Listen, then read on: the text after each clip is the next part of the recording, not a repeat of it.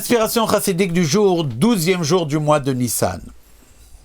Le peuple d'Israël est appelé dans la Torah tant comme étant des enfants d'Hachem, Banim Atem, la Hachem Elokechem, vous êtes des enfants à Dieu, ou étant des serviteurs d'Hachem, Avadaihem, vous êtes, ce sont mes serviteurs, dit Hachem à Moshe, depuis qu'il les a sortis d'Égypte. Mais dans la sortie d'Égypte, au-delà du mot serviteur d'une manière générale, qui parle donc en effet de la servitude qu'on a envers Dieu, le créateur du monde, et notre Dieu, le Dieu d'Abraham, d'Yitzhak et Yaakov, qui nous a fait naître en tant que peuple, il nous a donné sa Torah, au-delà de ce mot et de cette qualification générale de Avadim, il y a au moment de la sortie d'Égypte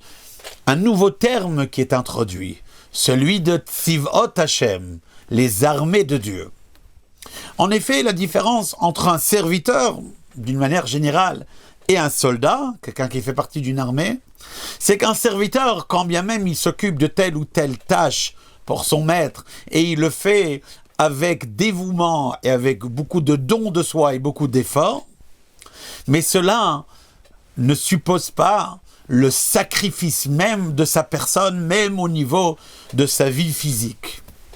Alors que le soldat, d'abord, il n'est pas nécessairement venu dans l'armée pour être à telle ou telle tâche, il ira là où il sera appelé, mais au-delà de cela, il est prêt à donner sa vie pour cela. C'est le don de soi-même de la manière la plus ultime. Et c'est pour cela qu'après que les Juifs ont été en Égypte, et que dans cet exil qui était aussi dur, ces durs labeurs, cet esclavage qui était leur lot quotidien, eh bien malgré cela et malgré les souffrances qu'ils enduraient, ils n'ont pas abandonné leur identité en tant qu'Hébreux, dans leur nom, dans leur langue parlée, dans leur manière de s'habiller. Ils ont gardé leur identité étant le peuple du Dieu d'Abraham, de Yitzhak et Yaakov. Eh bien, pour un tel don de soi, pour un tel sacrifice, Hachem l'a dit, vous n'êtes pas seulement mes serviteurs, vous êtes véritablement mon armée.